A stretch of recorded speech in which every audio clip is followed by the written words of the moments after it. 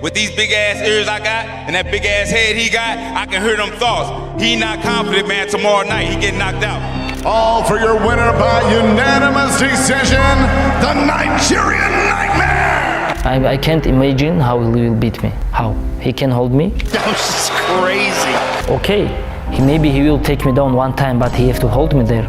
He can't. Nasty right for Dwalis Willie late. Play into the crowd. And still! 2025 has been absolutely ruthless.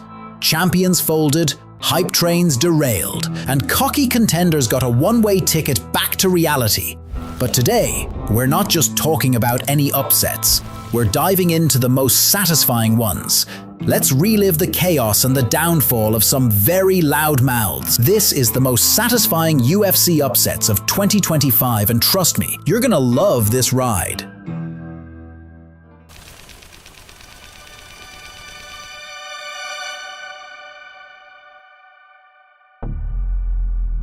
Number 5, Payton Talbott.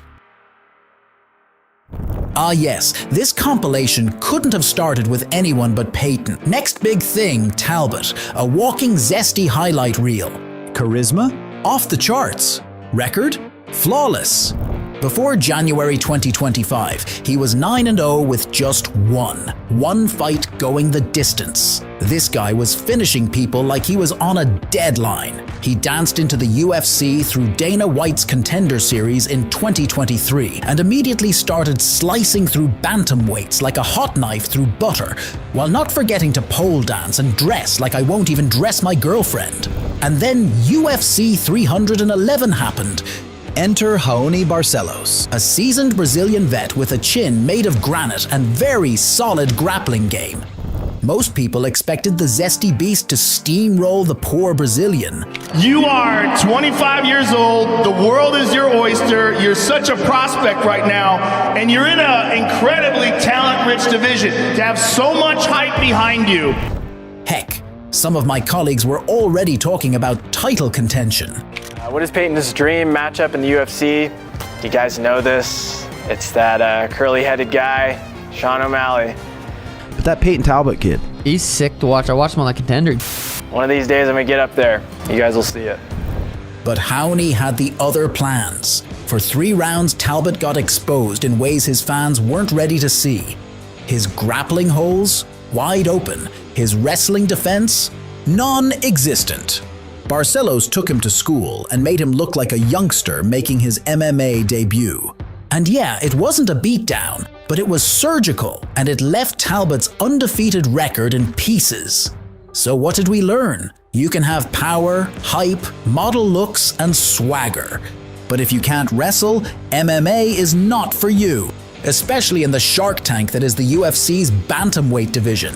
Yeah, I know that the kid's still young. He's got time, and if he can utilize it properly with all his natural gifts, he's still got a long way to go. But this was a brutal reminder that hype doesn't win fights, skills do. Number 4, Joaquin Buckley. June 14th, 2025, UFC Atlanta, the night it all flipped. The long-awaited comeback of the once great, still boring, and kinda overrated Kamaru Usman. And he wasn't facing just anybody. Oh no. He was matched up with a certified killer, the man who has finished Colby Covington on short notice, the ghetto menace himself, Joaquin Buckley. Ever since dropping to welterweight, Numansa has been an absolute problem. He turned a sloppy 5-4 middleweight record into a 6-fight win streak, looking like a whole different monster. Right now, I feel like I'm not trying to celebrate one. I want one more. If the UFC bless me, I just want one more at the end of the year, and I would love if Usman would step in that cage with me. So I feel like I shouldn't celebrate yet. Meanwhile, Kamaru was entering this fight on a 3-fight losing streak, hadn't fought in 2 years, and honestly, people thought he was cooked. And let's be honest, on paper, this fight looked like a funeral.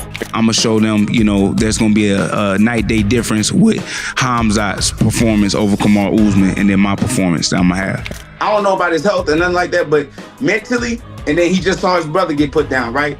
But Nasty went out there and just put Izzy out. Kamaru Usman just seen that, right? And he know he next. Because there's nobody that fights like me. I see the guys that Kamaru Usman, he's training with. He's not going to be prepared for what he sees when he step out into the octagon. With these big ass ears I got and that big ass head he got, I can hear them thoughts. He not confident, man. Tomorrow night, he getting knocked out. Buckley was radiating confidence, talking mad trash, saying he'd knock Usman out and go knock on Islam's door next. So once I beat Kamaru Usman, there is no debate, there is no back and forth, there is no argument. We up next. And you already know you got this guy from 155 coming up thinking he gonna take my spot. Nah, we can't have it. I truly believe that Islam gotta sit back and just wait for me to get my title, because I will be the hardest fight that Islam has. He's not gonna out wrestle me. He's not gonna submit me. I've never been submitted. And he definitely not gonna stand on the feet with me. And especially with myself, he definitely gonna run from a person like me. He wasn't just talking the talk, he was walking the walk every fight. So with that kind of momentum and that kind of heat, everyone was asking, does the old man even stand a chance? Spoiler alert, yes. Yes, he does. Tomorrow night, he's gonna be no different. I'm gonna put him away. Listen, I still think the fight itself was kinda boring, but I'd be a damn fool to pretend it wasn't a total masterclass by Usman. The Nigerian nightmare came back in full force that night. Vintage Usman, the guy who used to grind contenders into dust. And what did he do this time? 13 minutes of control, a new personal record. He tripled Buckley in strikes. He shut down every threat. No drama, no chaos. Just absolute domination from bell to bell. New Mansa got absolutely nullified. Usman turned back the clock and reminded everybody that he's still got it. Now look, some people are already saying Buckley's a bust. Men, relax. This might be the lesson that levels him up. Even during the fight, Joaquin started making key adjustments. By round 5, he was stuffing takedowns and even putting pressure on Usman. He's young, he's hungry, and he's gonna be back, trust that. But on this night, it was the vet who taught the prospect what a real elite fighter looks like. You know, I know it's a running joke. Everybody want to get on the internet and talk. Oh, his knees. Well, shut the up. I can still do what I do. Number 3, Shara Magomedov. Better known as Shara Bullet or Shara Magomedov, the striking savage. The man with a glass eye and a golden shin. Shara took the UFC by storm. Debuted in late 2023 with a perfect 11-0 record. Within months, he was already fighting in the co-main events of big fight nights, spinning and kicking his way into fans' hearts and onto every highlight reel in existence. Then came UFC 308, October 2024. The Dagestani lands a double spinning back fist. Yes, double, on Armen Petrosyan. Knockout of the year candidate, and Shara's hype reached critical mass. So what do you do when you're stock soaring? You fight someone truly dangerous.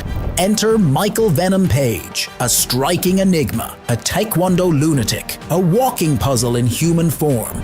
February 1st, 2025. Same card where Imavov shockingly put Israel Adesanya to sleep. Shara versus MVP, 2 men who has PhD in striking in one wild cage. And guess what? Page didn't just win, he made Shara look average, not even bad, average. 3 rounds of pure control, movement, timing. It was a clinic. 0 no more. The hype dented, but not dead. Because hey, if King of the Bare Knuckles Mike Perry had some problems with MVP in the stand-up, we can't roast such a newbie in terms of MMA as Shara too hard. Still, for a guy hyped as the next big striking sensation, this was a painful reality check. Вчера я не был самим собой, то я могу быть в клетке. 30% у меня только там было, к сожалению. Я взял риск на себя. Number 2, Bo Nickal. Hamzat Chimaev. You're saying that his wrestling is pretty mid. It's trash. I won't even say mid. We're gonna fight at some point, and people will realize that there's levels. Weird because Dricus won, finish in kind of a exciting fashion, but was not impressed at all. Oh boy, if you've been on MMA Twitter in the past year, you know this one stinks. Bo was supposed to be the second coming of GSP, mixed with Kurt Angle, the wrestling prodigy, they said. Untouchable, future champ, and to be fair, he looked the part when he was steamrolling regional nobodies. Then came Paul Craig, a test, at least kind of. Bo won, but not convincingly, and that's when whispers started. I was able to take a guy who's a veteran of the sport, dominate him for 15 minutes, shut him out. He didn't have any big moments in that fight. I feel like I, showcased a lot of development and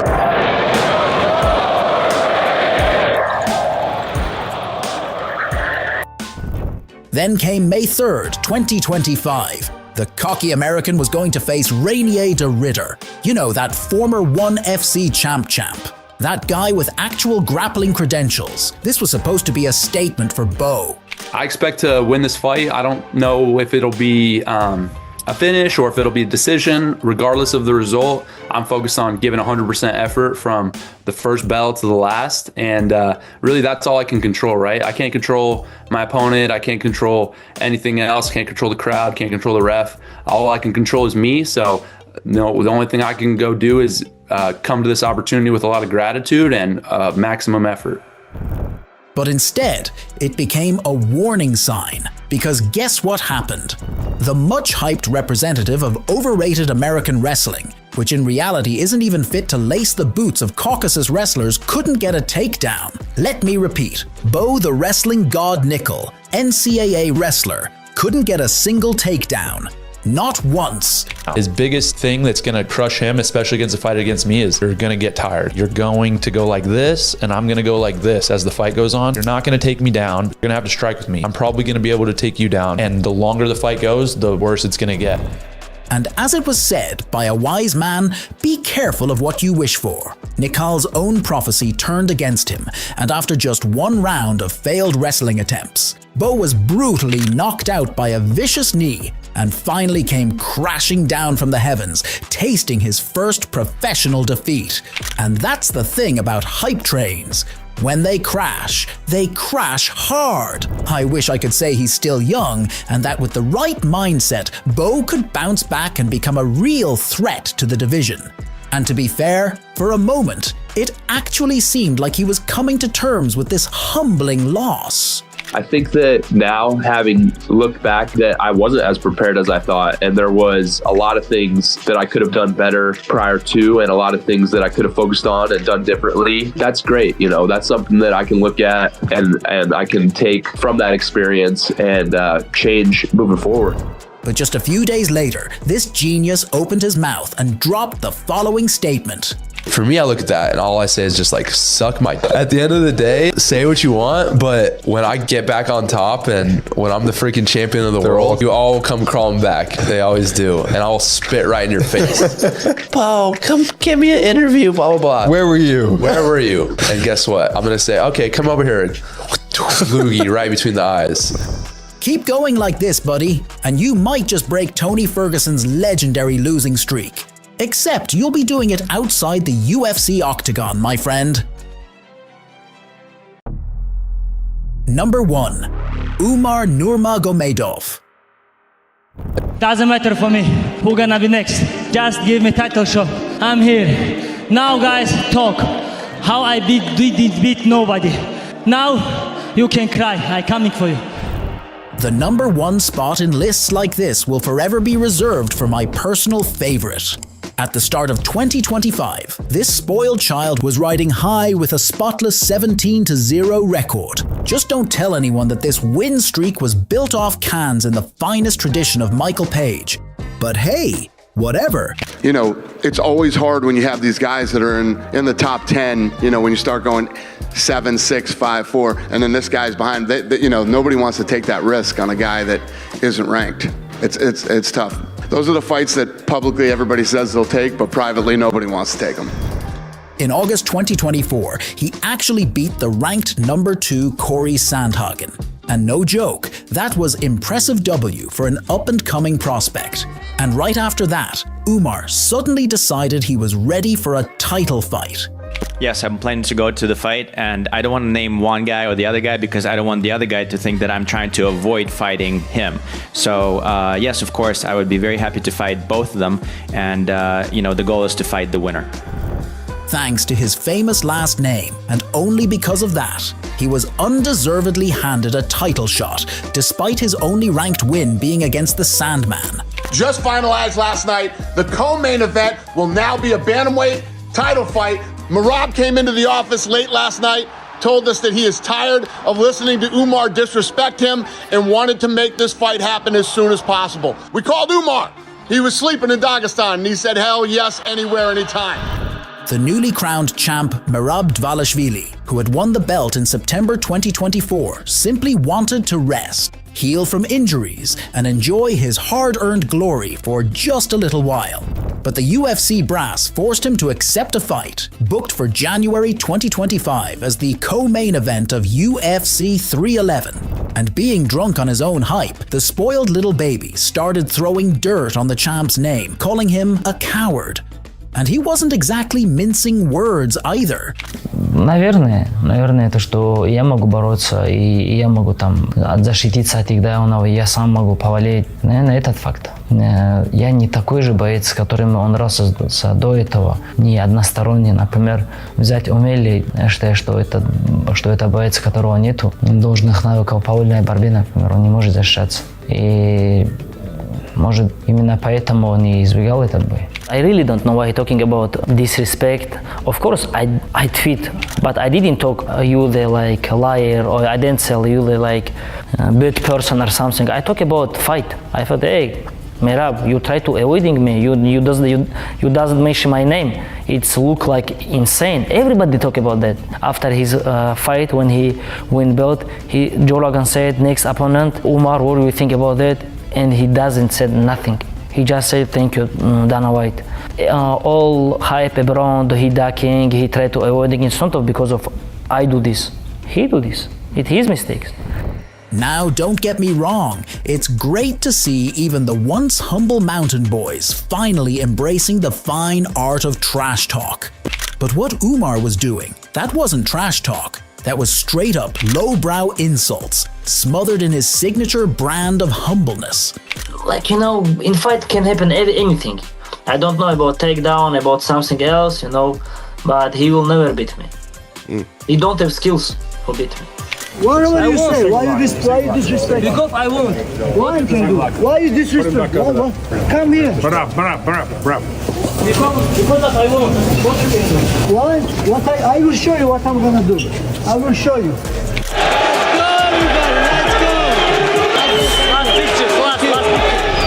On fight night, everyone was expecting a complete and utter domination from the young eagle. But how did things actually turn out in the end? Well, let's just say, reality hit harder than a flying knee from Jorge Masvidal. Let's be honest, this is a fight you absolutely need to watch for yourself from start to finish. It's worth every second of your attention. But to keep it short, Umar flew a little too close to the sun and got brutally grounded by the Georgian cardio machine. The champ didn't let this loudmouth even sniff his belt. This was one of those rare fights where Merab actually made wrestling exchanges entertaining, even for the average viewer. He wiped the canvas with Umar and made it crystal clear. There's levels to this game. Oh well, if Umar had Merab's cardio, he would have won. Yeah? And if my grandma had balls, she'd be my grandfather, but she doesn't. I don't think I lose this fight, but alhamdulillah, any position. And after first round, I can't punch because I think I broke my hand. And games go like other way, Yeah, кстати, вот последний бой я так и принял. He nervous, of course he nervous. Maybe he upset with UFC. They pushed him to fight with me. Я, кстати, вот последний бой я так и принял. Это сейчас не оправдание, это просто факт. Я проиграл. 5 minutes later. Если бы Всевышний захотел бы для меня победы, у меня рука не сломалась бы. Судьбы не отдали бы туда. Например, первый раунд, как судья мог туда отдать? Например, и третий раунд. Look, Umar is young, and he still fits that classic label. He's got time, he's got potential, he'll bounce back. And maybe he will, but if he keeps underestimating opponents while acting like he already runs the division, he's not staying in that top 5 for long. What do you think? Will these guys be able to bounce back? And if not, why do you think Bo Nickal will be the one to fall even harder? Leave your thoughts in the comments below.